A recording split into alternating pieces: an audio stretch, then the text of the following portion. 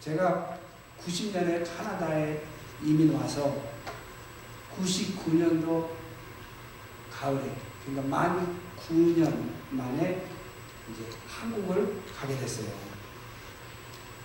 저희 형수님이 가기 전에 캐나다에 갔다가 적응 못하고 돌아오는 사람이 있다고, 그래서 저는 선교하러 가는 거니까 선교 안 하면 저는 안 옵니다. 그랬는데 4년 반을 제가 선교를 기다렸어요.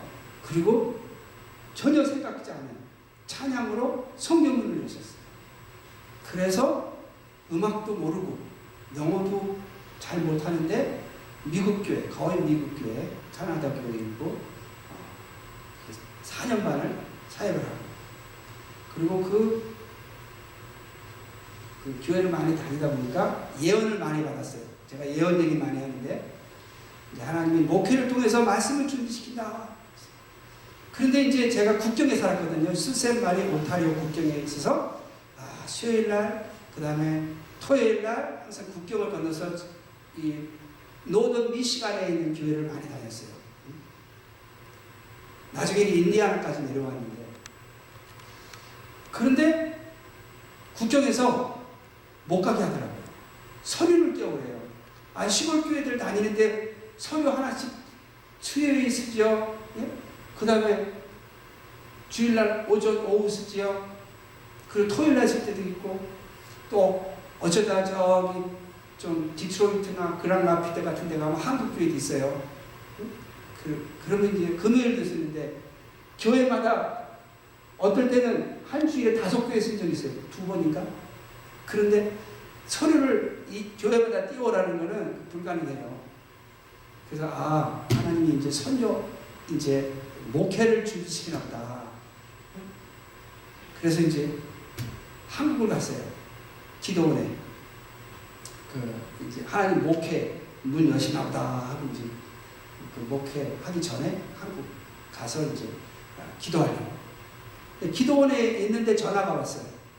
여기 인디아나 남부교회 올 사람이 없는데, 뭐 얘기를 들어보니까 장봉 목사님은 자비로 선교하니까 올 수 있을 것 같아서 연락을 했대요. 그래서 자비로 하니까 사역도, 선교 사역 이렇게 했으니까 여기가 하나님이 인도하시는 데다. 딱 한 군데서 전화 왔으니까, 기도원으로, 이 미국에서 기도원으로. 근데 이제 제가 오는 날 저희 작은 누나가 꿈을 꿨대요. 예수님 꿈을. 자기 결혼할 때 꿈을 한번 꾸고, 그 다음에 제가 왔을 때 2번째 예수님 꿈을 꿨대요. 형 둘하고 누나 둘이 저를 가운데 이렇게 제가 있고, 형들 누나들이 아마 10,000원짜리 지폐들을 이렇게 뒷손에 이렇게 쥐고 삥 둘러 있는데, 예수님 말씀하시더래요. 동생으로 알지 말고 주의 종으로 알아라. 억지로 주는 것은 받지 않겠다. 마음을 다해서 주면 쌓을 것이 없이 부어주겠다. 그 얘기를 이제 작은 누나가 얘기를 해줘요. 너 오는 날 그 꿈을 꿨다. 그래서 그럼 형제들 반응이 어때? 그러니까 다 듣는 둥 마는 둥 하고, 한 분만 고민을 하더래요. 야, 내가 월급장인데 어떻게 복을 받겠냐? 고민을 본인한테 한 게 아니라 저한테, 이제 저는 이미 작은 누나한테 들어서 알죠. 고민한다는 것만 들었으니까. 그래서 내가 저 기도원에 가니까 그 장희열 목사님, 그 부천인가 인천 쪽에 있는 목사님 아들이 유학시험에 떨어져가지고 군대를 갔다 와서 아틀란타 조지아에 있는 그 대학의 대학원 박사과정 5년 동안 그 장학금으로 그 사역을 유학을 가게 됐는데, 그게 축복 아니냐. 지금 큰딸이 유학 좀 가겠다 그러는데 유학비가 워낙 비싸니까 대학을 졸업하고, 그 졸업하는 해야 그때 제가 이제 겨울에 갔잖아요. 가을. 그때 바로 졸업을 하고 이제 유학을 가려고 했는데, 그렇게 장학금 받으면 그 돈 버는 거지 뭐. 그러니까 이제 워낙 비싸니까 한 학기만 달라고 그랬대. 한 학기만. 그래서 장학금 받으면 이제 계속 다니겠다고. 근데 바로 저는 2000년 2월 첫째 주부터 쓰고 그 조카는 2000년 가을에 와가지고 바로 이제 대학원 가서 들어갔는데 바로 이 연구팀에 들어가가지고 등록금 환불받고 생을 받아가면서 골프를 쳐가면서 그 오스틴 텍사스 교회에 역사상 단독으로 대학원 박사과정을 5년 만에 마쳤대요. 근데 이제 형님이 저희 아버님한테 내가 이렇게 네? 지금 이렇게 근데 어떻게 해서 이 형님이 저한테 떠나는 때 제가 토요일 날 떠나게 돼 있는데 제가 토론토에서 차를 빌려줬거든요. 차가 없으신 이제 집사님한테. 근데 차를 못 고쳤대요. 차를 쓰다가 망가졌는데 걱정하지 마시라고. 그러니까 이제 제가 비행기를 연기했어요. 월요일 날 가고. 근데 돈을 전세비 뭐 이런 세비를 가져오는 분이 월요일 날 가져오게 돼 있는데 토요일 날 가져오고 저는 토요일 날 떠날 사람이 월요일 날 간다고 토요일 날 뭐 사진 갖고 방문하더래요. 그래서 아무튼 너한테 주려놓다 해가지고 한 800만 원을 은행에 가서 수표로 해서 줬어요. 여행자 수표로. 그렇게 하나님이 억지로 하게 하셨어요. 환경으로.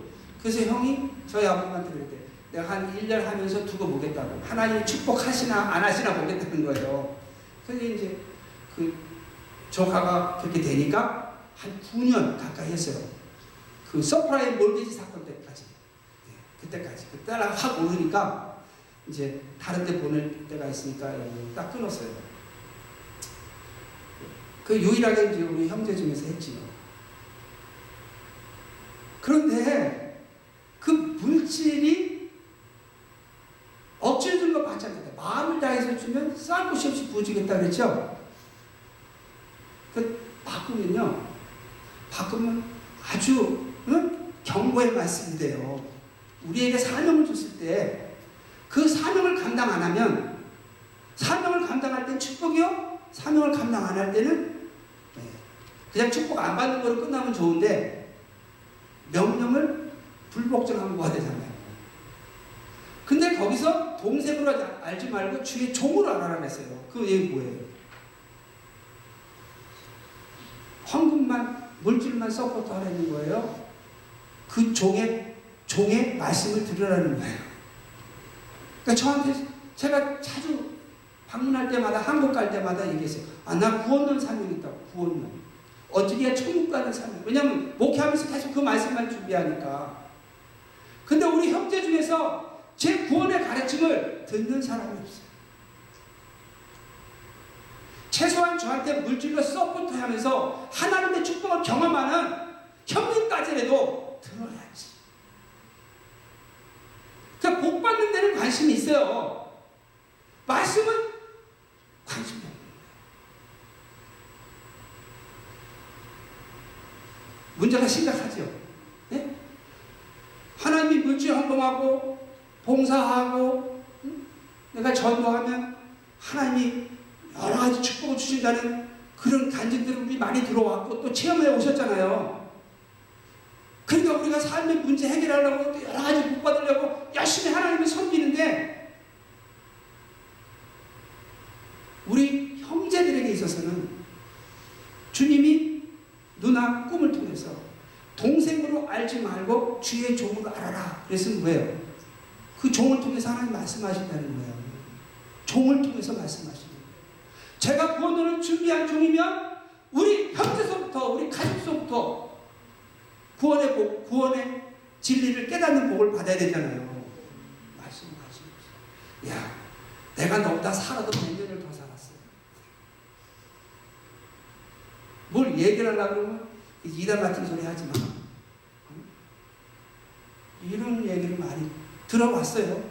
아직도 우리 형제 중에 한 분도 이 구원에 관해서 관심을 갖고 유튜브 말씀을 죄 깊게 듣는 형제가 없는 것 같아요.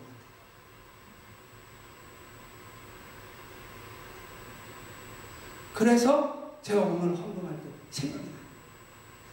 마음을 다해서 하나님을 섬기니까 이 저녁에 나오신 거 아니에요. 그러니까 헌금 액수에 관계없이 마음을 다해서 드리는 분들이에요. 할렐루야. 네. 그러면 하나님이 은혜를 주시려고 할 때 첫 번째 뭐예요? 말씀의 은혜예요. 아멘. 두 번째는 성령의 은혜예요. 아멘. 세 번째는 여러분을 생명길로 인도하시는 생명의 은혜가 있어요. 할렐루야. 아멘. 말씀의 은혜부터 받아야 돼요. 아멘. 지난주에 제가 믿음에 대해서 좀 설명을 했어요. 믿음. 근데 이제 뭐 정신없이 막 식은땀 흘려가면서 막 전했어요. 그래서 이건 못 알아듣시겠구나. 그러나 그 전에 올려놓은 유튜브가 많으니까 차근차근 살펴보지 마세요. 그리고 누구 얘기를요 자꾸 듣다 보면 그대로 들려와요. 네? 그래서 자꾸 한 번, 두 번 들으면 못 알아들어요. 자꾸 듣고 또 반복해서 들으면 그 얘기가 그 얘기구나. 제가 저희 큰 누나가 저그래. 너는 사람의 껍질을 벗긴다. 근데 그게 왜 그러냐면 제가 좀 이렇게 멍해요. 어리멍해가지고 뭐 이렇게 잘 못해요. 근데 가만히 자꾸 그걸 생각하거든요. 또 생각하고 저 사람이 그래서 나한테 그런 말을 했구나. 그래서 이 사람이 이렇게 행동을 했구나. 나중에 다 퍼즐이 맞춰져요. 처음엔 왜 나한테 그런 말을 했나? 왜 나한테 그렇게 했나? 처음에는 모르는 거예요. 근데 나중에 시간이 지나고서 다 종합해 보면 그래서 그렇구나. 그러니까 이렇게 성경 말씀을 읽을 때요. 하나님이 세상을 이처럼 사랑하사 독생자를 주셨으니 이는 저를 믿는 자마다 영생을 얻게 하려 하심이니라. 믿는 자에게는 영생이 있느니라. 딱 두 말씀 들으니까 나는 믿는다. 나는 예수를 믿어.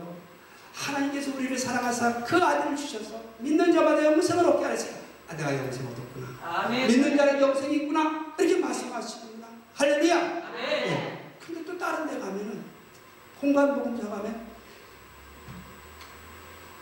하나님 나라 주를 위해서 형제나 자매나 전표나 모든 것을 버리고 버린 자들이 현세에서 여러 배 받고 내세에 영생을 받지 못할 자가 없느니라. 공간복음에는 영생이 내세로 나와요. 현세가 아니라. 그래서 신약 성경을 자꾸 반복해서 읽고 묵상하고 따지고 들면 나중에 종합적으로 해서 우리가 오해를 안 할 수가 있어요. 오해. 우리 믿는 자들이 현세에서 받는 영생이 있어요.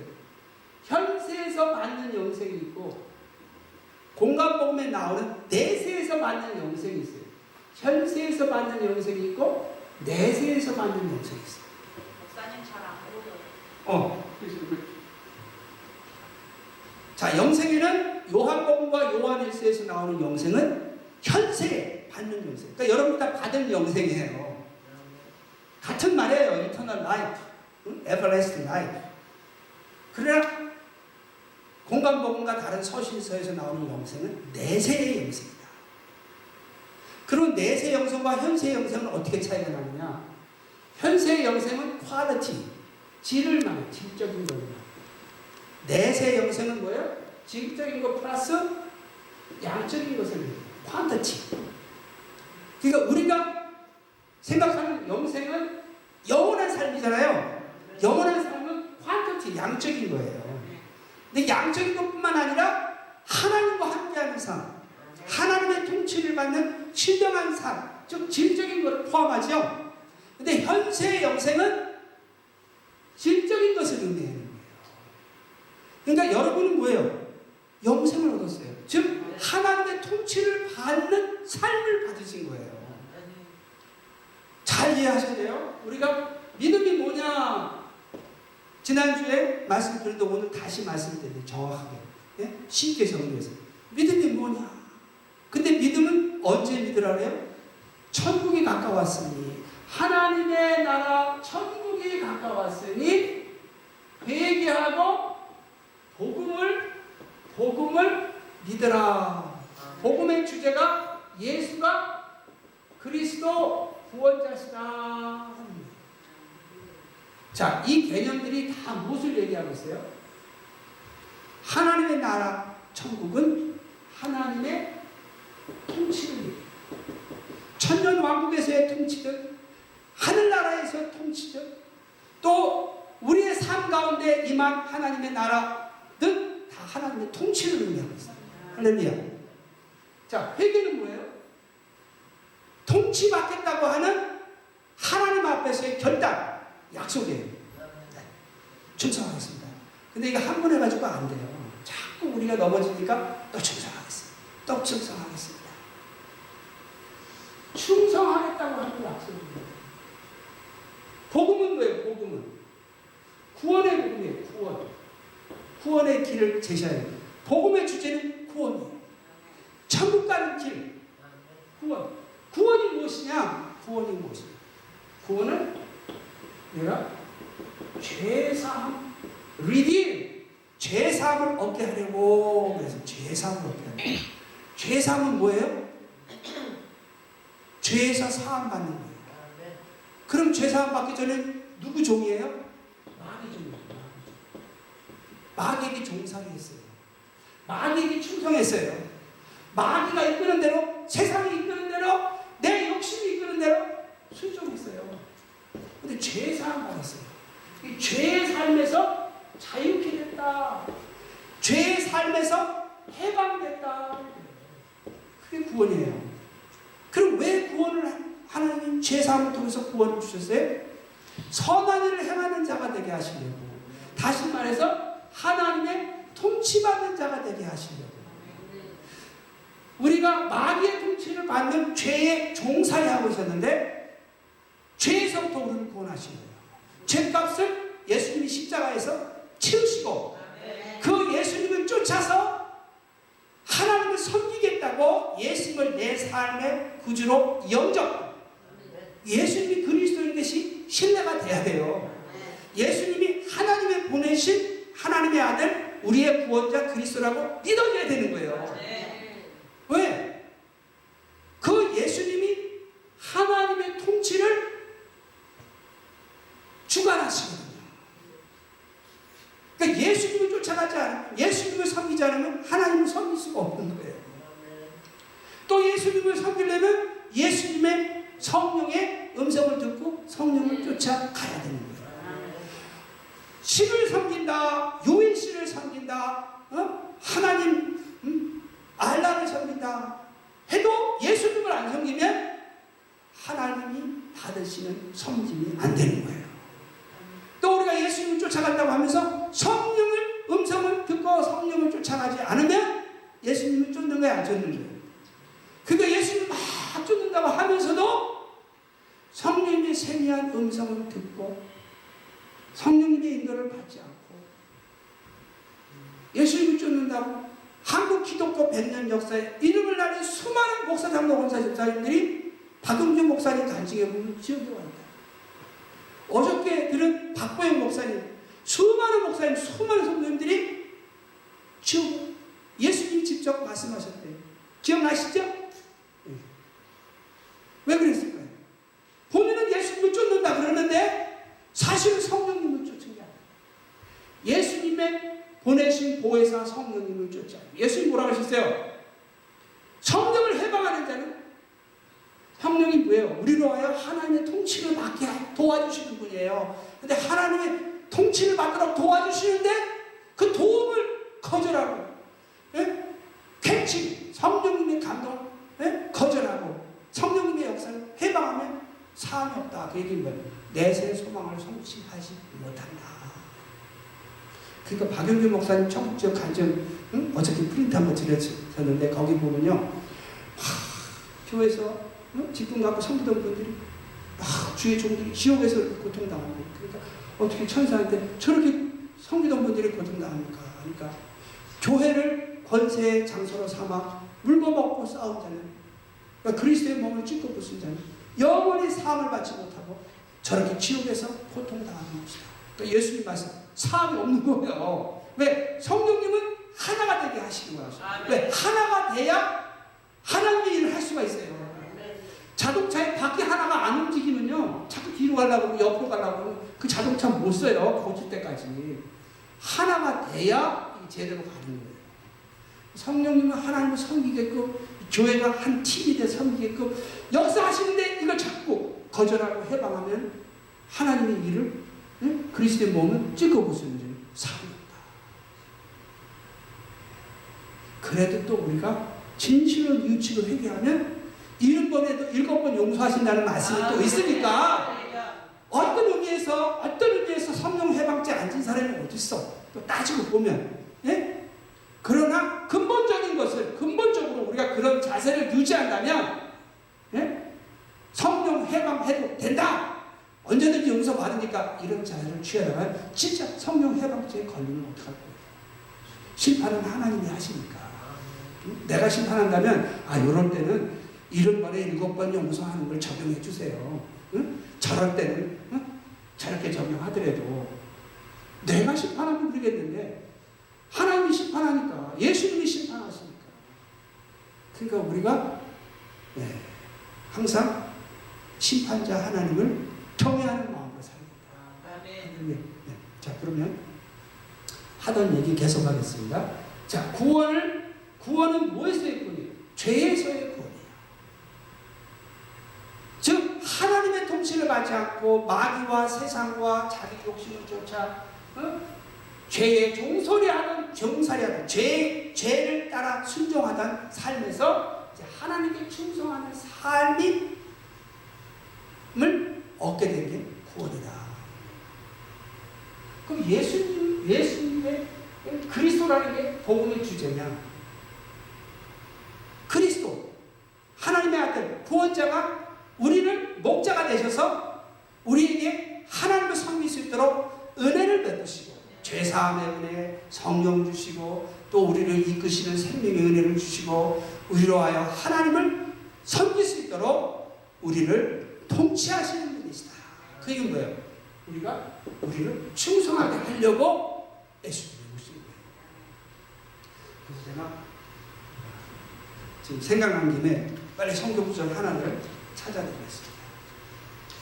요한복음 17장 2절로 아버지께서 아들에게 주신 모든 자에게, 아버지께서 아들에게 주신 모든 자에게,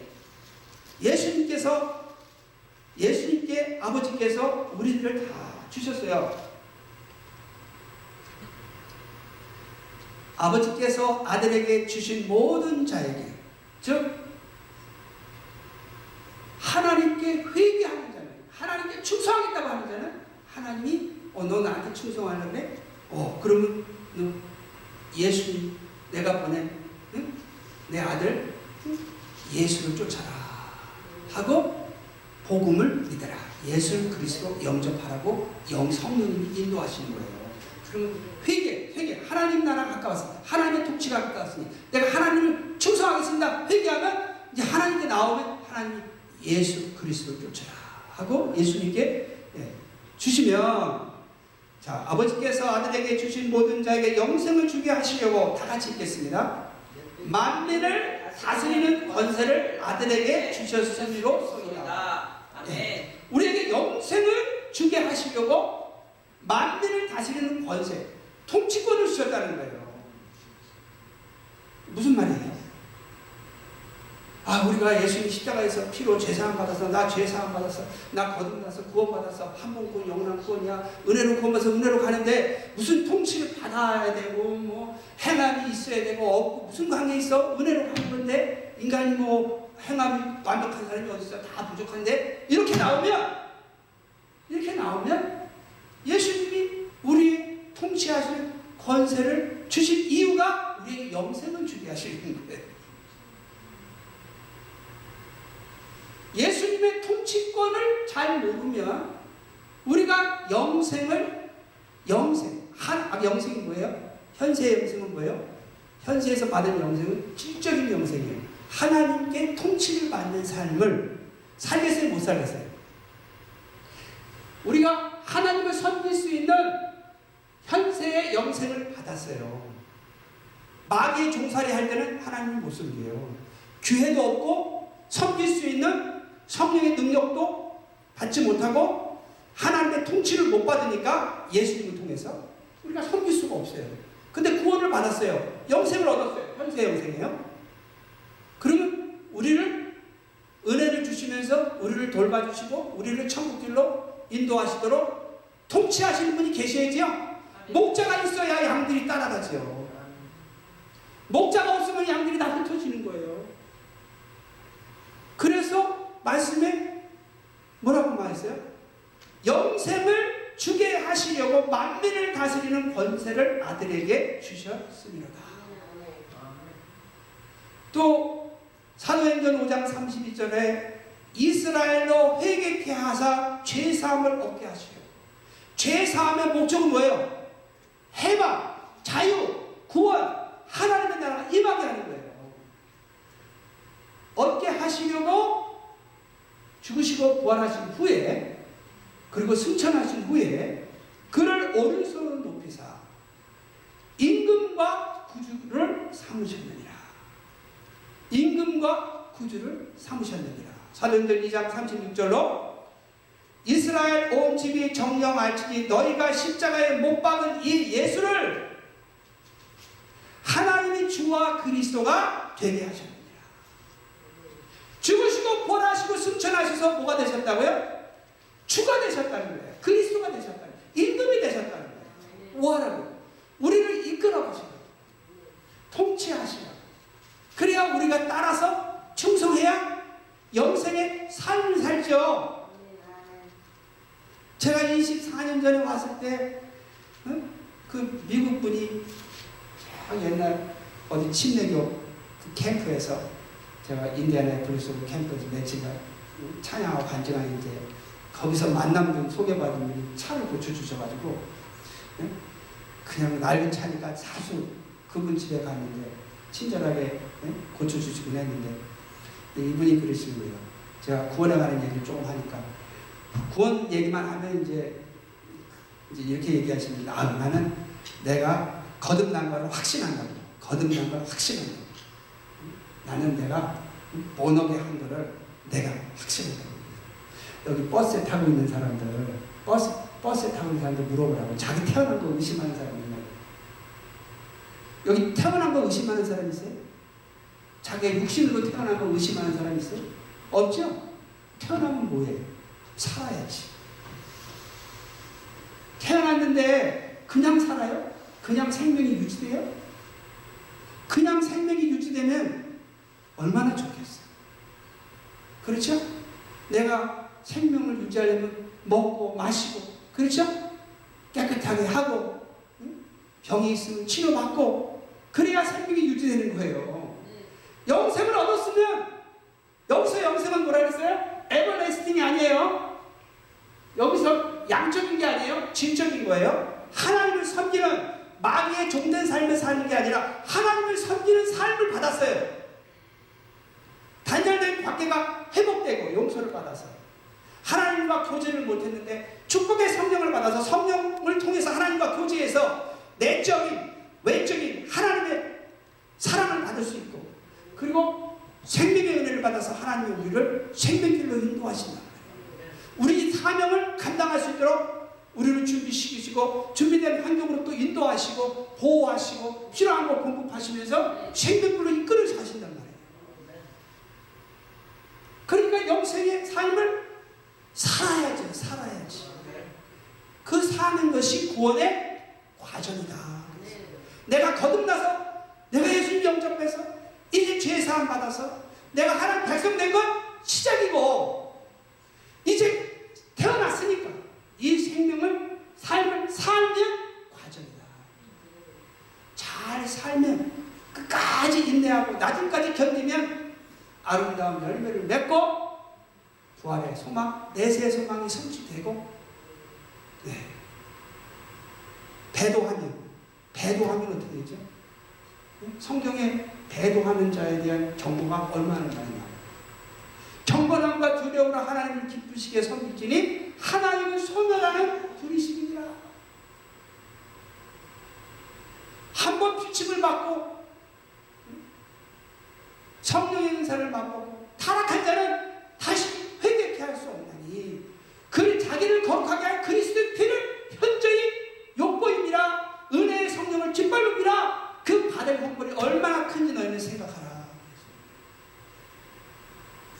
그러니까 우리가 영생의 삶을 살다가 좀 실족했을 때 다시 돌아와야 되죠. 예? 우리가 몸이 아플 때 다시 돌아와야 돼요. 예. 우리가 죽기 전까지는 그래도 또 일어나고 또 일어날 기회가 있어요. 죽고 나면 기회가 없어요. 냉정하시더라고요. 죽으면 기회가 없어요. 그때는 영혼이더라고요. 영혼. 간증을 들어보니까. 그래서 믿음에 보면은 이 개념들이 다 뭐예요? 이 믿음에서 내가 믿는다 할 때 이때 믿음은 뭐예요? 충성하겠다고 회개하고 충성하겠다고 예수님께 충성하겠다고 예수님을 내 삶의 구주로 그리스도로 영접하고 새 언약. 이 언약이라는 건 충성 언약이에요. 왕과 신하가 맺는 언약도 충성 언약이고 부부간에 맺는 것도 충성하겠다고 언약을 맺는 거예요. 그래서 언약을 맺는 것도 다 뭐예요? 충성하겠다고 약속한 거예요. 예수님을 믿는다 하는 말이 뭐냐면 예수가 그리스도임을 믿는다 하는 말은 이스라엘 백성들이 그리스도가 오기를 지금도 기다려요. 그때도 기다리고 자기 백성을 구원할 그리스도를 기다리는 거예요. 그럼 어떻게 구원하냐? 이방의 압제로부터 구원하고 우리나라의 평안과 해방과 자유를 주고 하나님의 공의로 다스릴 그리스도를 지금도 기다리는 거예요. 그렇게 하다가 누구를 세우죠? 적그리스도를 세우게 되죠. 왜? 참 그리스도는 2000년 전에 오시고 지금 성령으로 우리 가운데 하나님의 통치를 행하고 계신데 그 그리스도를 못 보니까 자꾸 인간적으로 어떻게든지 그리스도를 기다리고 세우려고 하다 보니까 적그리스도를 세우게 됩니다. 그래서 우리가 이제 환란으로 들어가게 되죠. 제가 알기로 휴거는 너무 적은 사람만 휴거되는데 대부분 다 환란을 통하는데 그때 배동하면은 천국 소망 못 이룬다 그러죠? 네? 아멘? 네. 지금은 환란이 이제 임박할 때예요. 환란이. 그래서 믿음에 대해서 구원의 도에 대해서 바르게 모르면 환란의 때에 충성을 끝까지 할 수가 없어요. 제가 들을 때 팬데믹 기간에 부부 사이가 좋았는데 팬데믹 기간에 집에 같이 둘이 있어야 되니까 밖에도 못 나가고 자꾸 같이 있으니까 자꾸 싸움이 나더래요. 일하느라고 바빠서 같이 있지 않았는데 한평생 문제없이 살았는데 팬데믹 기간에 직장도 잃고 맨날 집에서 같이 있으니까 자꾸 싸우게 되는 거예요. 왜? 다 우리 연약함이 있으니까 부딪히죠? 환경이 트리빌레이션이 오면 환란이 오면 얼마나 우리가 강팍해지고 우리가 두려움이 오고 걱정 근심이 오면 우리가 불안해지고 너무 강팍해져요. 내가 불안한데 누가 한마디만 하면 막 화가 막 이렇게 올라오는 것처럼 환경이 그냥 환란의 때가 오면요 우리가 믿음을 지키기가 너무 어려운 상황이에요. 평안할 때는 다 문제가 없어요. 그러나 어려운 몸에 핍박과 환란이 넘어지게 돼요. 세상 염려에 재리의 유혹이 세상 염려 대부분 동복적이잖아요. 그런데 재리의 유혹이 오는 거예요. 그 재리의 유혹이 오는데 그 유혹만 받아들이면 내가 이 세상에 안락을 누리고 살 텐데 내가 그렇게 살지 못하고 이렇게 세상 걱정에 잡혀 있다가 재리의 유혹이 오는 거예요. 그럼 이 세상에 안락을 누릴 수 있는데 그럼 이제 결실치 못하는 거예요. 이 마지막 때는 두 가지가 있어요. 하나는 핍박과 환란이 오고 배도하는 자에게는 하는 안락이 또 보장되어 있고 그러니까 그때 믿음 지키는 게 너무 힘들어요. 그래서 천국 가는 길을 바로 모르면 이런 식의 얘기를 해요. 야, 너 사명이 큰데 왜 당신들은 애를 낳냐? 낙태살인이야. 천국 못 가. 야, 그거 갖고 무슨 천국 못 가냐. 하나님의 서운한 물질을 사기를 치면 지옥 가. 야, 그거 갖고 뭘 지옥 가냐.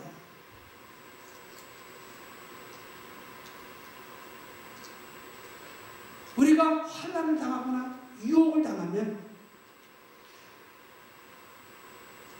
우리가 말씀을 들을 때 아멘 아멘 하고 찬양할 때 기쁨으로 찬양하고 기도할 때 간절히 기도해 놓고 우리 마음이 흔들리게 돼 있어요.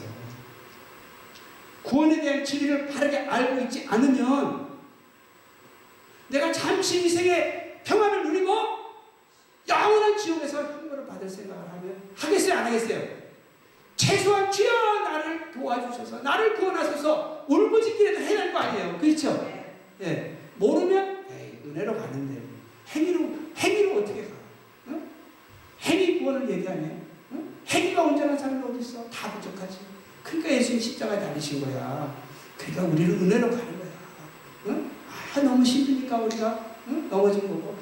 아, 네, 이런 기회가 왔으니까 잡은 건데. 그거 갖고 뭘 지옥 가? 우리가 믿는다고 하면서 목회도 그래요. 생존이 돼야 목회를 하죠. 근데 교회가 자꾸 없어지니까 생존하는데 불이 붙은 거예요. 그러니까 교회가 경쟁을 또 하게 돼. 경쟁을 하게 되니까 하나님 소리가 안 들리고 어떻게 해야 돼? 이 경쟁을 하고 이 생존을 해야 되나? 자꾸 세상 머리가 굴러가는 거야. 그러니까 박구영 목사님이 뭐라 그랬어요?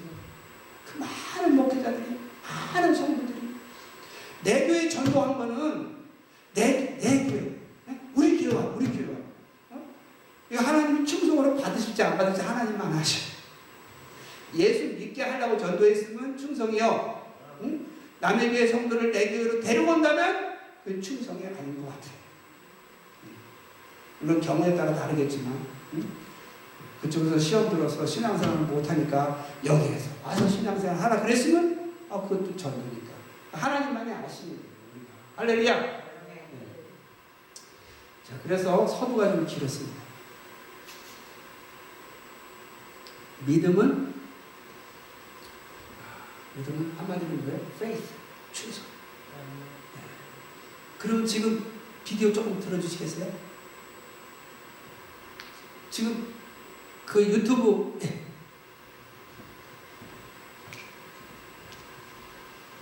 자, 그러면 본문으로 가겠습니다. 누가복음 24장 13절입니다. 그날에 저희 중 둘이 예루살렘에서 25일이 되는 엠마오라 하는 촌으로 가면서 이 모든 대리를 서로 이야기하라.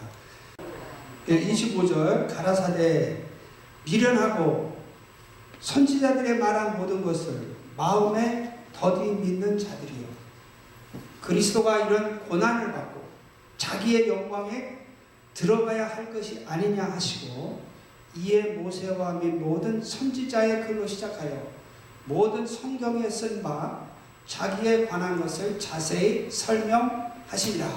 이 본문으로 5번 설교를 본문을 가지고 할 텐데요. 여기 25절에 예수님이 뭐라고 그랬죠? 예수님에 대해서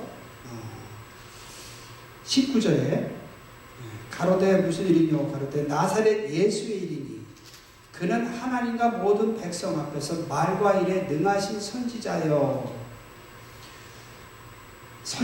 늘 우리 대제사장들과 관원들이 사형 판결에 넘겨주어 십자가에 못 박았느니라. 우리는 이 사람이 이스라엘을 구속할 자라고 바라더라. 이스라엘의 죄값을 치르고 종살이에서 해방시킬 자로 우리는 바라노라. 그 그리스도로 바라노라. 그런데 우리 대제사장들과 관원들이 사형 판결에 넘겨주어 십자가에 못 박았느니라. 죽은 지 이미 3일이 되었다.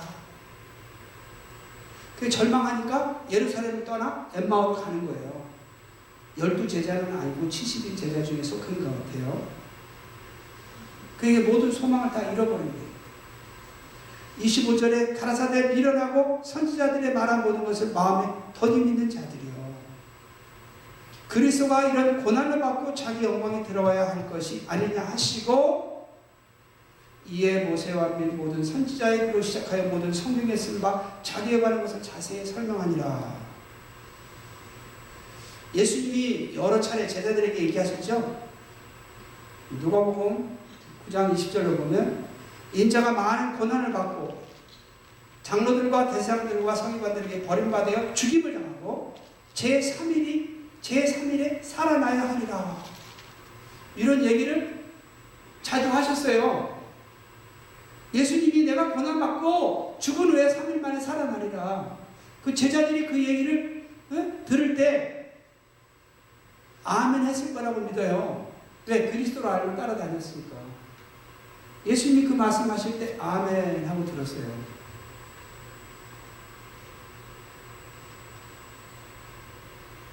그런데 예수님이 막상 연약한 모습으로 잡혀서 고난당하시고 죽으시니까 예수님이 다시 살아나신다는 얘기가 생각이 안 드는 거예요.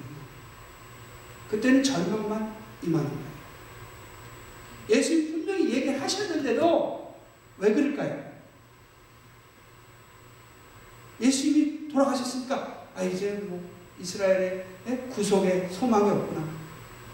예수가 더 이상 그리스도가 아니었구나. 소망을 다 잃어버렸어요. 하나님의 나라가 임할 것을 기대했는데 하나님의 나라가 임하지는 못하겠구나. 최소한 이 예수를 통해서. 왜 그러냐면 종교 지도자들이, 여기서 종교 지도자들이, 즉 대제사장들과 관원들, 서기관들이 예수님을 그리스도로 믿었으면 십자가에 못 박히게 했겠어요? 안 했죠? 얼마나 그들도 그리스도를 기다리는데 지금 얼마나 기다려요? 성전 세우려고 그러고 붉은 소까지 다 준비했다고 간절히 기다리는데, 예수님이 그리스도라고 믿었으면 그 종교 지도자들이 십자가에 못 박지 않았을 거라고요. 근데 아닌데 자꾸 그리스도라고 그러는 것 같으니까 의문을 갖고 있다가 나중에 너가 그리스도인지 밝히라! 그러니까 내가 그리스도라는 그런 말씀을 하시는 거예요. 내가 하나님 보좌 우편에 앉히고 보좌 우편에 앉았다. 그 영광을 보내라. 그리스도라는 얘기예요. 하나님의 아들. 그러니까 이제 하나님을 갖다가 모욕했다고 하면서 막 옷을 찢으면서 예수님을 죽게 만들죠. 그러니까 구약에는 예수님이 뭐라 그랬어요? 모세를 믿었으면 나를 믿었으리라. 이 구약의 말씀은 다 예수님에 관해서 기록한 것이라 그랬죠. 너희가 영성을 얻기 위해 성경을 상고하자. 성경은 나에 대해서 증거한 것이라 그렇게 말씀하셨죠. 그 예수님은 그 말씀을 응하게 하시려고, 세세하게 말씀을 응하게 하시려고, 내가 이 잔을 받자면 어떻게 말씀이 응하겠느냐? 구약의 말씀을 응하게 하시려고 오셔서 구약의 약속을, 메시아에 관한 약속을, 이스라엘 구속에 관한 약속을 성취하셨죠. 그런데도 그 예수님의 해석과 이스라엘 종교 지도자들 지금까지도 해석이 다른 거예요. 예수님의 해석은 어떻게 돼요? 그리스도가 고난을 받고 자기 영광에 들어야 될 것이 아니냐. 당연한 거 아니냐. 내가 얘기한 대로. 그런데 종교 지도자들의 메시아에 관한 구약 성경에 기록된 것의 해석은 다르게 해석하는 거예요. 그러니까 제자들이 어려서부터 회당에서 자라났어요. 본인들이 성경을 갖고 있는 게 아니에요. 그 당시에 회당장이나 회당장 로이어고 거기서 재판도 하고 채찍질도 하고 재판도 하는 거예요. 왜? 거기에 모세의 율법에는 소셜로가 있거든요. 그러니까 시나고그는 오피셜. 거기서 그 교육을 받고 재판도 받고 자라나는 거예요. 그러니까 어려서부터 배워온 그리스도에 대한 가르침이 있었던 거예요. 즉 모세가 나와 같은 선지자를 너희 중에서 보내리니 그의 말을 들으라 할 때 모세와 같은 선지자가 오겠구나. 그럼 모세는 어떤 선지자예요? 정치적, 군사적, 경제적 능력을 가진 지도자로 애굽의 바로 왕으로부터 이스라엘 백성을 출애굽 해방시키고 미디안 광야에서 많은 족속들과 싸워 이기고 가나안 땅까지 이끄는 그런 정치적, 군사적, 경제적 지도자란 말이에요. 예수님의 모습은 뭐예요? 힘없이 십자가에 못 박고 죽으시는 모습이에요. 그 예수님이 살아계셔서 능력을 행하실 때 예수님 말씀하실 때는 그런가 보다 하고 아멘하고 들었는데 막상 예수님이 죽고 돌아가시니까 그때는 이제 패닉 상태에 빠지고 그런 거 왜요? 어려서부터 들었던 그리스도에 대한 가르침을 영향을 주는 거예요. 이제 죽으셨으니까 이제 소망이 없구나. 우리는 그가 우리를 구속할 자를 바랬는데 그가 아니었구나. 실망하는 거예요.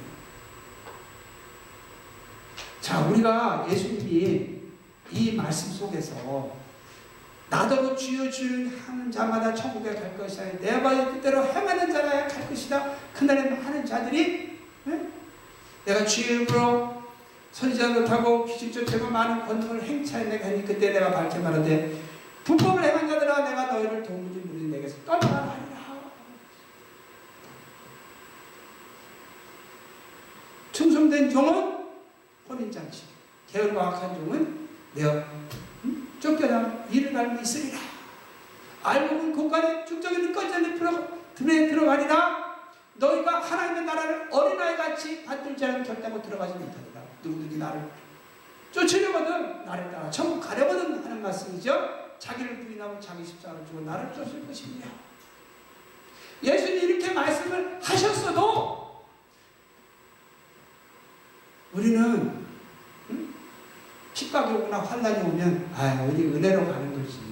한 번 그는 영원한 구원인데 나는 구원 받았어. 나 하나님의 은혜를 얼마나 많이 체험했는데 나는 내 구원을 의심하지 않아. 우리는 은혜로 가는 거야. 그러면 세상과 타협하겠죠?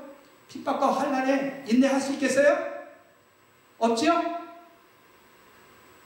예수님이 하나님의 축복을 막 우리에게 쏟아줄 때는 병이 고쳐지고 문제가 해결되고 형통하고 복을 받을 때는 우리가 기뻐하고 즐거워하고 아멘 할렐루야 하다가 우리 삶 속에 핍박과 환난이 오고 감옥에 가고 죽임을 당하고 이렇게 되면 이제 우리는 예수님의 말씀이 생각이 안 나고 우리가 어려서 우리가 익숙해졌던 가르침,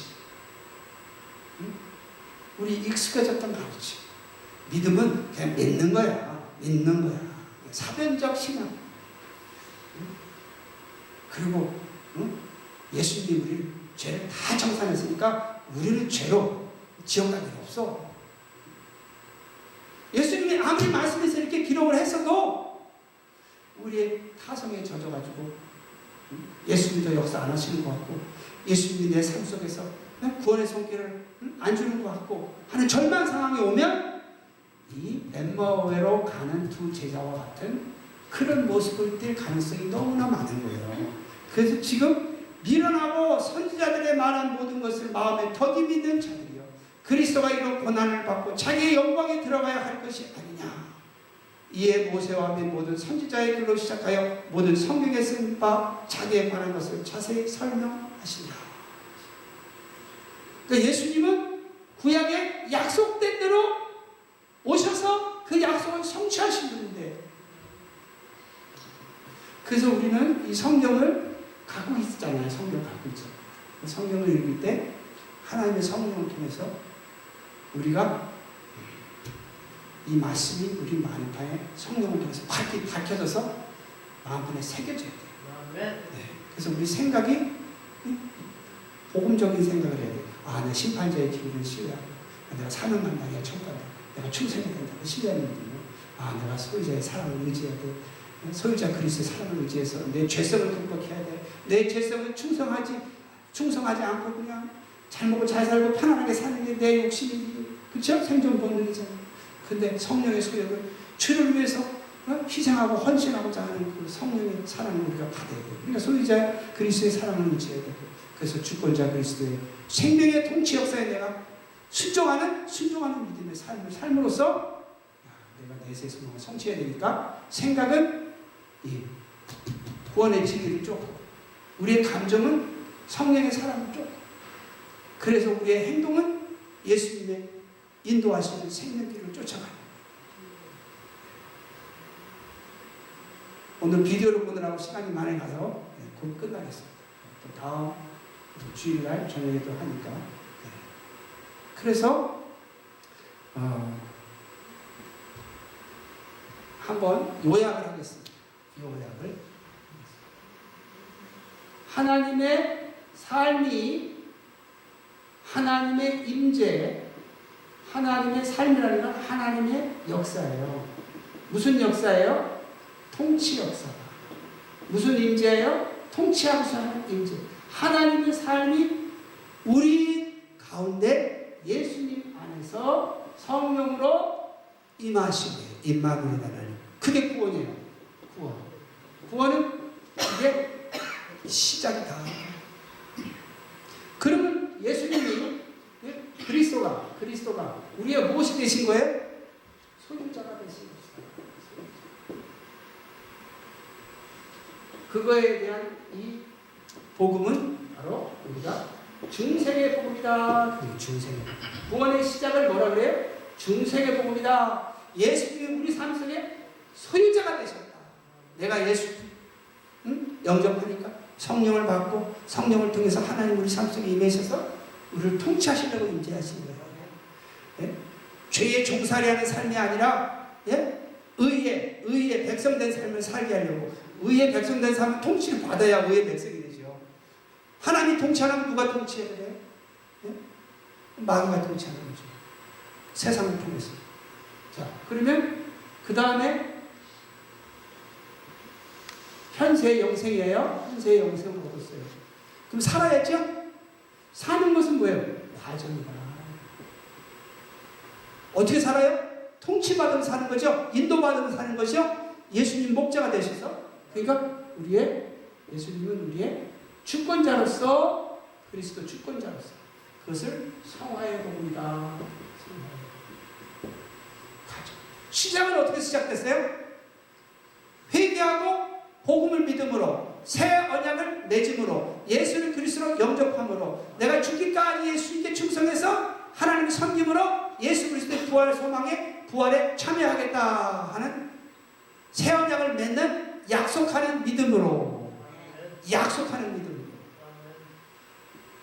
그런 믿음은 무슨 믿음이죠? 신뢰하는 믿음이죠. 심판자의 진리를 신뢰하는 믿음. 신뢰를 해서 충성하겠다고 약속하는 믿음으로 구원을 받았어요.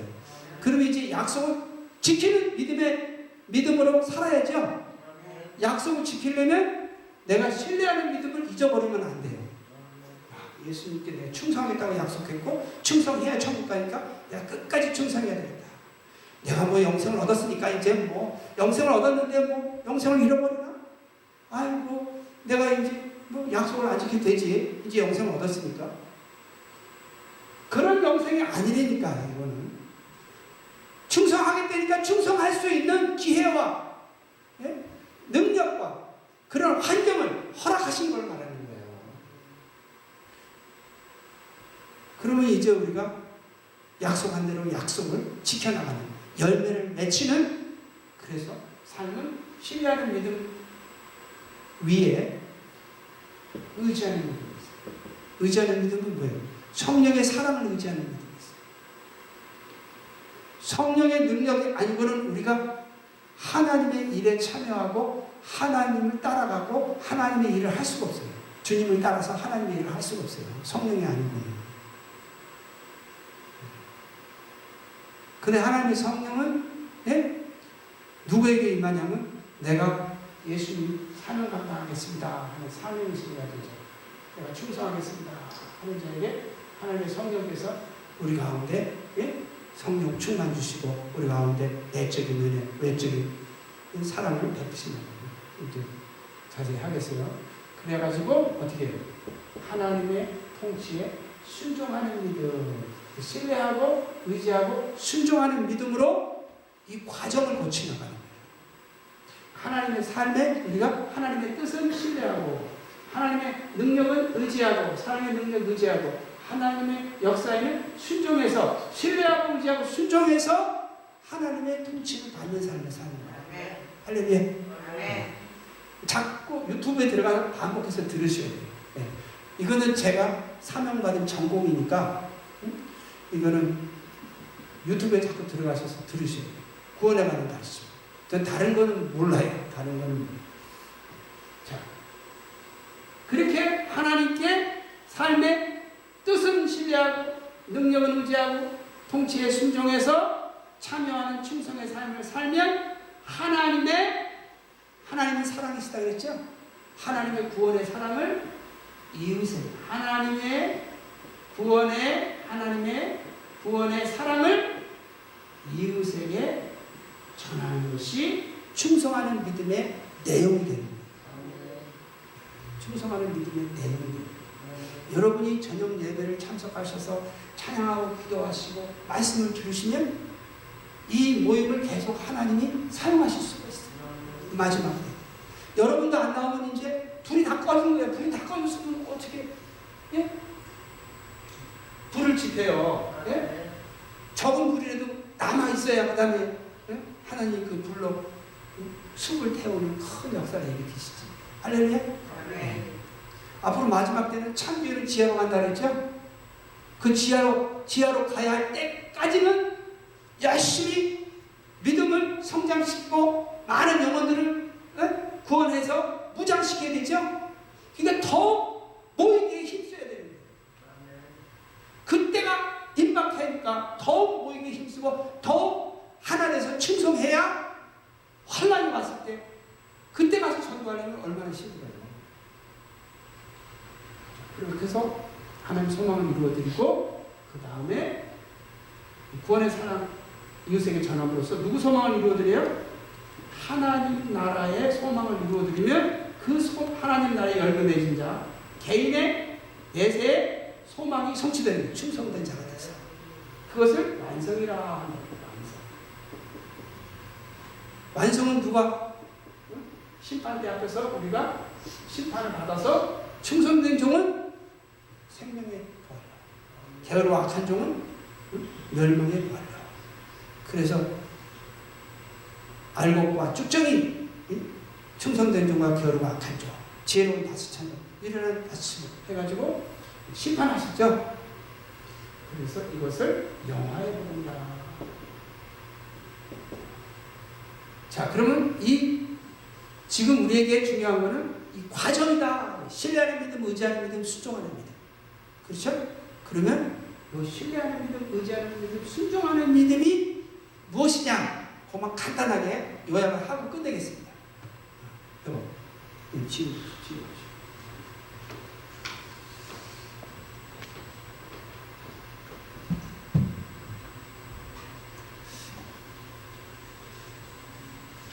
제가 지워도 되는데 지우는 동안 오늘 말씀을 하나 드리려고 해요.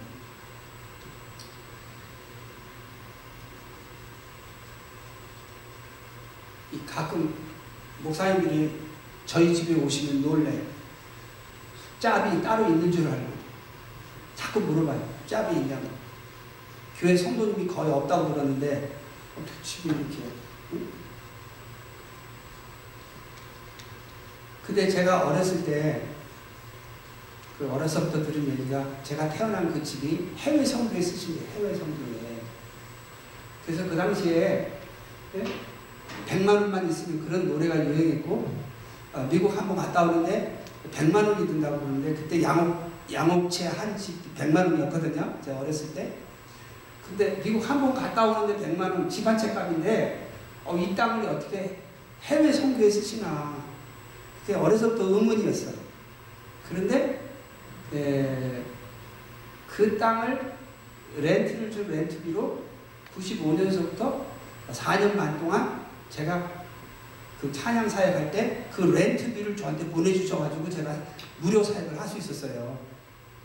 그리고 아버님이 그거를 북한 성교에 서원을 했는데 이래저래 북한 성교에는 못 쓰시고 다 이제 그 서원한 대로 되질 않으셨어요. 그런데 그 중에 일부 돈이 제 집을 어떻게 새로 집을 짓는 걸 계약했냐면 우리 큰딸도 일찍 태어나서 디스에블이고 둘째 딸 다운신드롬 디스에블이라 정부에서 800불 양쪽으로 800불 넘게 나와가지고 그거로 론을 해가지고 집을 살 줄 알고 론을 신청하고 막 집을 계약하고 막 했는데 안 됐어요. 그런데 저희 어머님한테 하나님이 그러시더래요. 막내 아들 집 사게 돈 받아라 하고 한번 큰 음성을 들으셨대요. 그래서 아버님은 북한에다 서원을 했는데 그게 보낼까 했는데 저희 어머니가 아버지한테 얘기하시니까 아버지가 하나님이 보내라고 했으면 보내야지 하고 집값을 보냈어요. 그래가지고 이제 집을 사게 됐는데 제가 참 그게 옛날서부터 제가 태어났을 때부터 들은 얘기가 그 땅이 해외 선교하는 데 쓴다고 그러고 나중에 이제 우리 아버님이 북한 선교에 서원을 하셨는데 그렇게 안 됐거든요. 예? 그리고 그냥 흐지부지 됐어요. 부모님 뜻대로 안 되고. 그래서 안타까웠어요. 응? 우리 누님은 아무리 그렇게 하려고 해도 응? 아버님이 지혜롭게 하셔야지 응? 그렇게 지혜롭게 관리를 못해가지고 이렇게 됐으면 응? 아버님 책임이라고. 그런데 저는 또 이렇게 얘기했어요. 우리가 11조 헌금을 하려고 교회로 가져가다가 예? 잃어버리거나 도난당했으면 헌금을 한 거야 안 한 거예요? 헌금한 거죠? 하나님 받으신 거예요. 내가 헌금하려고 헌금을 가지고 교회를 가다가 분실을 하거나 도난을 당했어요. 그러면 저는 헌금한 거로 봐요. 아멘? 하나님 마음 보시지. 예? 그걸 도난당했다고 책망하시겠어요? 그래서 저는 아버님이 하신 거라고 저는 위로를 드렸어요. 근데 몇 년 전에 가만히 생각하니까 그 집이 어디서 났어? 그 땅에서 나온 돈으로 왔어요. 50년이 지나가지고 하나님이 이렇게 계획하신 것을 이루시는 능력의 하나님이시네요. 할렐루야. 네. 오늘 이 비디오요. 지금 제가 말씀 안 드려서 그렇지 그대로 성취되고 있어요. 이분이 계시받은 게 60년대 초예요. 윌커슨 목사님이. 지금 60년이 넘어가지고 이게 성취되고 있다니까요. 하나하나. 제가 이 간증을 하는 어떤 분은 자랑하는 걸로 받아들여요. 이 자랑하는 걸로 받아들이는 게 아니라 하나님이 당신이 계획하신 걸 당신의 능력으로 이루시는 하나님을 증거하는데 이건 잘하는 거죠.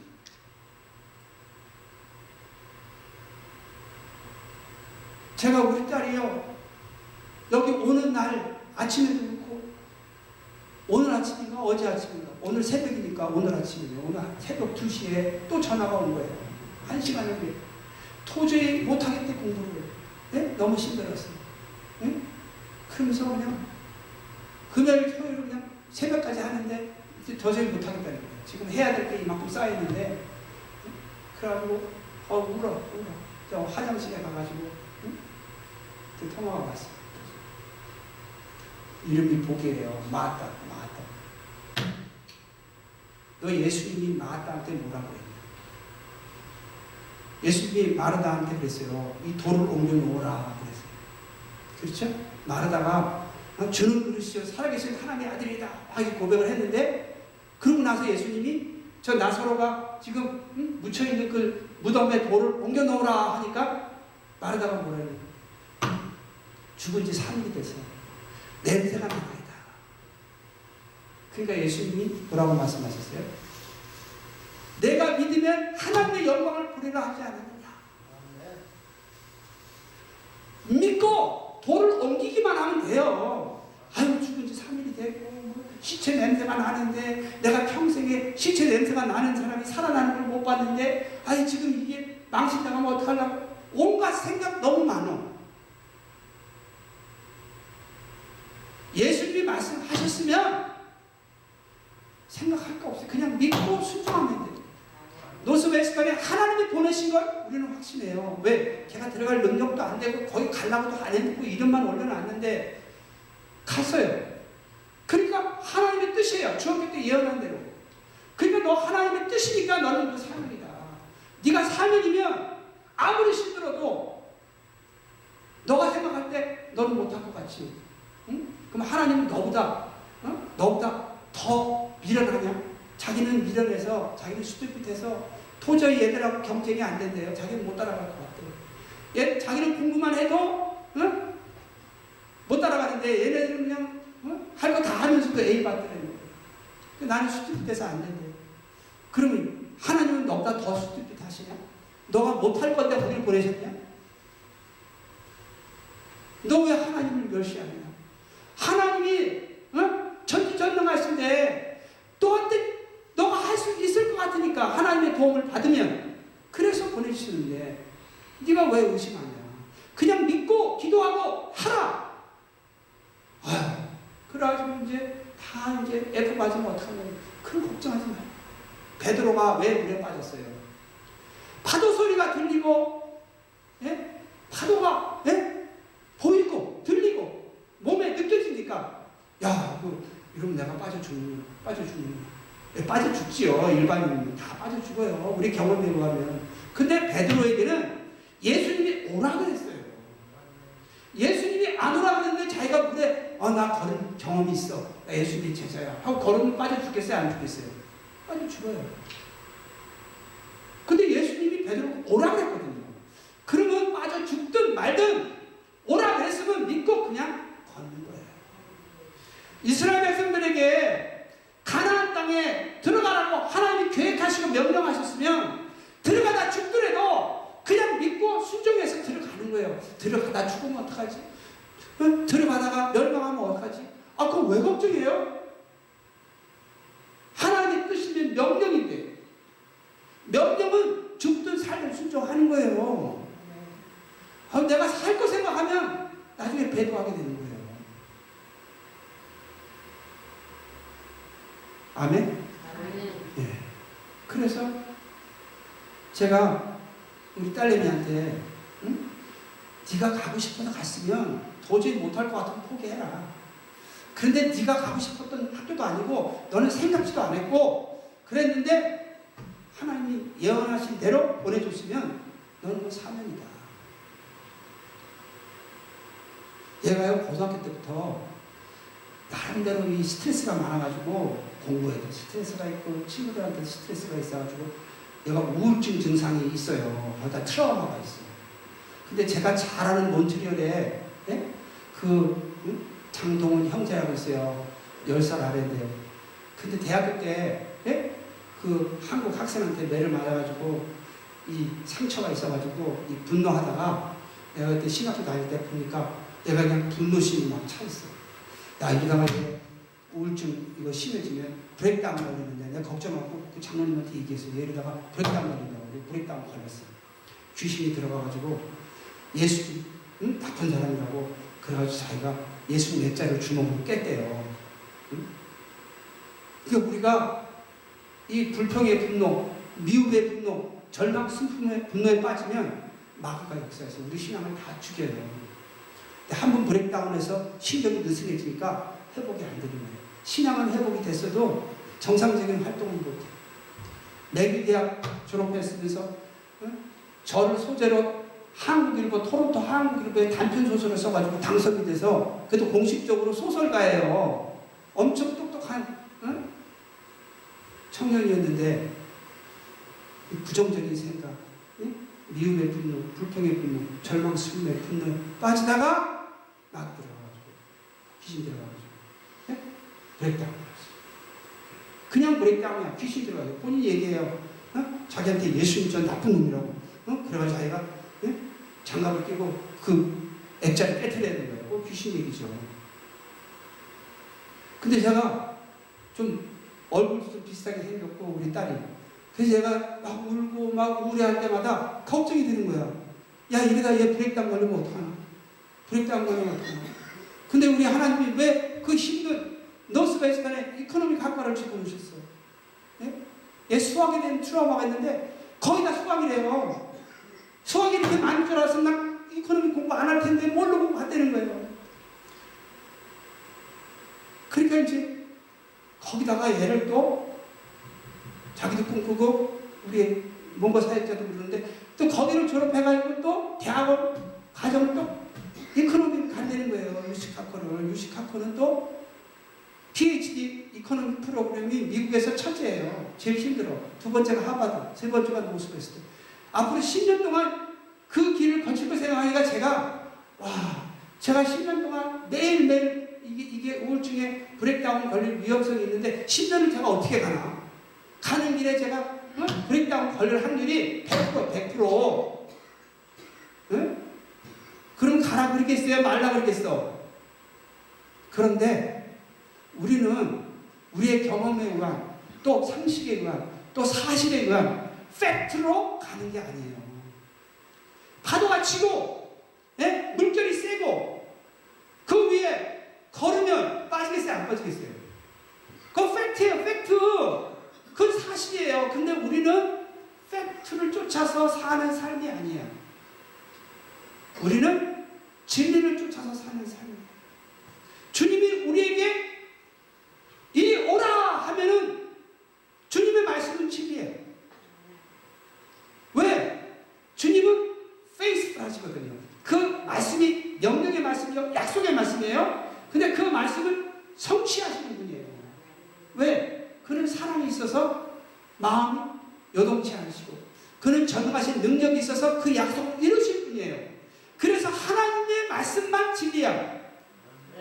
우리는 아무리 잘해주고 싶어도 약속을, 진짜 그런 마음이 있어 약속을 해도 내일을 내가 몰라요. 내가 내일 100불 줄게 하고 약속해서도 내일 내가 100불이 더 필요할지도 모르는 상황이고, 응? 내가 당신 행복하게 해줄 때, 그랬는데 내일 내가 교통사고 나서 병신이 될지도 모르는데 무슨 약속을 우리가 지킬 수가 있어요. 그러니까 우리의 약속은 진리가 아니에요.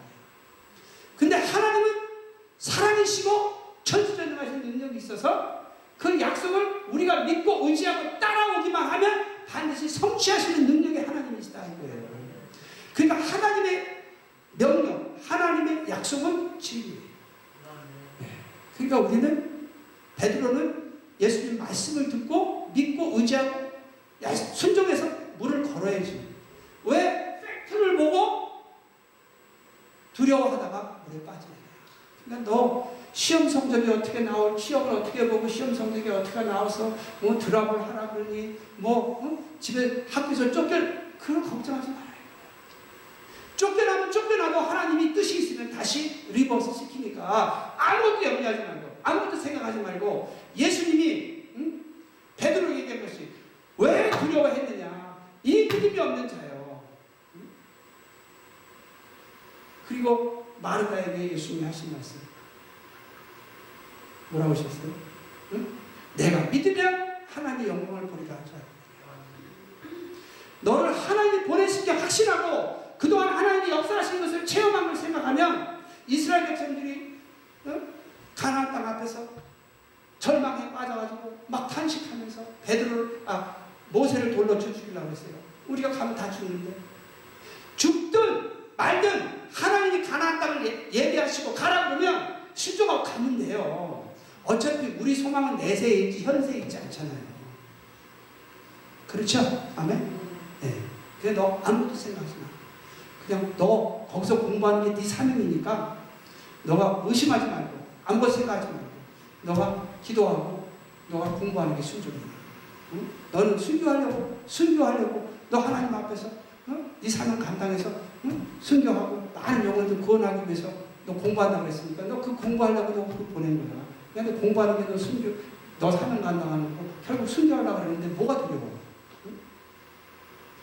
너 1시간만 공부하고 그래도 자. 새벽 2시인데 할 게 너무 많이 쌓여야 돼요. 그래서 내가 지금 얼마나 힘든데 30분이라도 해봐. 나 그렇게 못해. 그랬어. 그럼 네가 알아서 해.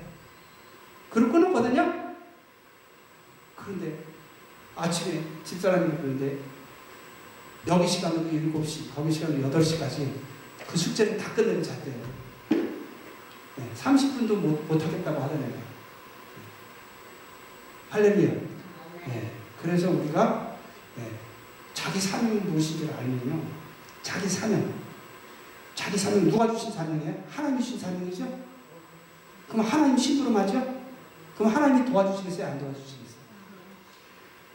세상 회사에 가서 그 회사에 심부름을 해도 먹고 살게 하시면 돼요. 하나님이 나에게 주신 사명을 내가 감당하는데 왜 먹고 살게 안 하세요? 저희 교회 성도가 거의 없어요. 거의 전혀 없는 게 아니라.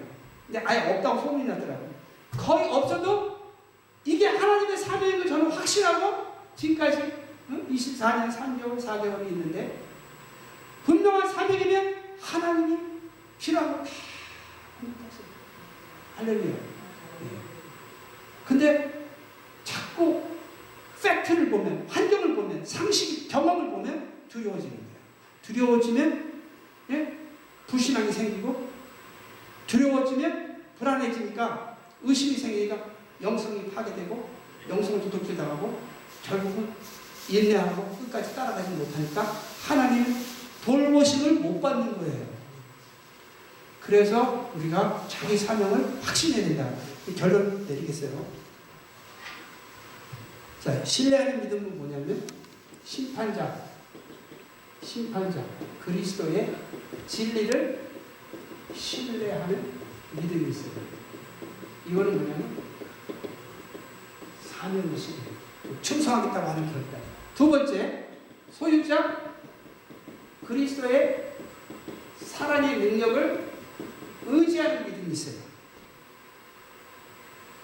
사랑에는 내적 능력과 외적 능력이 있는데 여기서 강조하는 건 내적 능력이에요. 소유자 그리스도가 우리에게 주시는 사랑은 성령의 사랑이에요. Desire of Holy Spirit이에요. 반대가 되는 건 뭐예요? Desire of Sinful Nature. 우리가 많은 경우에 뭐가 없어서, 건강이 없어서, 시간이 없어서, 물질이 없어서 못 섬기는 게 아니라 마음이 없어서 못 섬기는 거예요. 네? 없는 것 갖고 하나님 섬기라고 하나님은 안 하세요. 있는 것 갖고 섬기라고 그러세요. 근데 마음이 없는 거예요. 네? 내가 희생하기 싫고, 내가 고달픈 거 싫고, 내가 멸시 받는 거 싫고, 자존심 상하고, 내 시간 낭비되고, 내 물질도 낭비되는 것 같고. 그러나 성령의 사랑, the desire of Holy Spirit 오면 the desire of sinful nature를 극복하게 해줘요. 그리고 마음을 청결하게 하니까.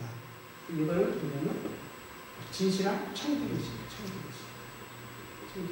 우리의 존재가 그리스도 소유자에게 소유된 존재의 의식이 성령을 통해서 충만해지면 내 것은 내 것이다 하는 건 소유의식이고 나는 그리스도 소유자에게 속했다 하는 건 청지의식이고 마지막으로 주권자 그리스도의 생명 이거 통치 역사의 통치에 거기에 순종하는 믿음이었어요. 이거는 충성하는 거죠? 순종해서. 그래가지고 이웃을 향한 중보사역이었어요. 자, 여기서 우리가 이 믿음에 대해서 신뢰하는 믿음, 의지하는 믿음, 순종하는 믿음에 대해서 이해를 하면요. 모든 시작은 신뢰하는 믿음이 있어요. 신뢰하는 믿음은 내가 순종하겠다고 결단하는 거예요. 근데 순종하려면 내 힘으로 안 돼요. 우리 죄성이 있고 연약함이 있어요. 사랑의 내적 능력, 외적 능력을 의지해야 돼요. 그러면 우리가 하나님의 통치를 받아 순종할 수 있어요. 하나님의 통치를 받는 게 고달프면서도 평안과 기쁨을 주고 복된 거예요. 왜? 목자를 따라가면 목자가 양을 푸른 초장으로 쉴만한 물가로 인도하시고 보호하시고 필요를 공급하신다고요. 그래서 고달픈 것 같지만 사실 그것보다 더 우리에게 위로가 되고 평안을 주는 게 없어요. 그래서 여기에서 우리가 꼭 명심해야 될 거는 내가 사명의식을 가졌으면 내 사명이 무엇인지 찾아야 되겠죠. 네? 우리 딸이 나는 이코노미스트가 돼서 많은 영혼들을 구원하는 일에 자기가 순교할 거라고 그렇게 사명마땅할 거라고 그러면 자기 일반적인 자기가 그렇게 결단을 하나님 앞에 가졌다고 해도 하나님이 어디로 인도하시는지, 어느 학교로 인도해서 또 어느 과정을 인도하시는지, 또 무엇을 해야 되는지 구체적으로 인도를 받아야 되잖아요. 그러려면 자기 사명을 분명히 알고 있어야 돼요. 그래야 어려움이 왔을 때, 환란이 왔을 때 두려워하지 않는 거예요. 이건 내 사명이니까, 주님으로부터 받은 사명이니까 주님이 나를 도와주실 거라고 믿음이 오는 거예요. 그래서 저는 순복음교회 목회자지만 초창기에 우리 송송자 목사님 유튜브 보시면 송송자 목사님 저한테 여러 교회를 소개해 주셨어요. 그 당시 지방회 회장님 하시면서. 왜? 거기 성도 몇 분 안 계신데 좋은 교회 났는데 왜 안 가냐고. 근데 저는 여기 사명을 받고 왔기 때문에 가고 싶어도 못 간 거예요. 그러니까 막 아니 왜 못한다고. 그래서 저는 항상 하는 말이 있어요. 자기 사명 아니면 못합니다. 자기 사명 아니면 못합니다. 왜? 자기 사명 아니면요, 하나님이 저를 지켜줄 의무가 없어요. 저를 보호해 주시고 공급해 주실 의무가 없어요. 내 능력으로 해나가야 돼요. 저는 그런 능력 없거든요. 그러니까 사명을 쫓아가면 하나님이 돌봐주시는 거예요. 그래서 제 딸내미한테도 동일한 얘기를 하는 거예요. 너는 그거 네 사명이니까 네가 네 사명 먹으면 현세도 내세도 소망이 없어. 그러니까 네 사명이 게 분명하니까 하나님 앞에서 기도하고 공부해. 응? 그러다 죽으면 순교야. 근데 네 사명이 아니었으면요, 얘 우울증으로 브레이크다운 걸릴까봐 제가 벌써 집에 오라고 했을 거예요. 왜? 작년 가을서부터 일주일 단위로 울면서 너무 힘들다고 몸도 아픈데다가 그럼 벌써 오라고 그랬죠. 근데 우리는 계속해서 너 하나님 보내신 거 분명하니까 너가 두려워하지 말고 기도하고 하면 돼. 퍼스트 컬러, 세컨드 컬러 넘어가고 지금 서드 컬러인데 오늘 아침 새벽 2시까지 그 씨름을 하고 있는 거예요. 우리의 신앙의 여정이 이와 같아요. 마귀가 끊임없이 우는 사자같이 돌아다니는 우리를 삼키려고 할 때 우리는 내 사명 분명히 알고 죽으면 죽으리라 하고 가야 이 환란을 극복하고 부활의 천국 소망을 성취한다. 기도하시겠습니다.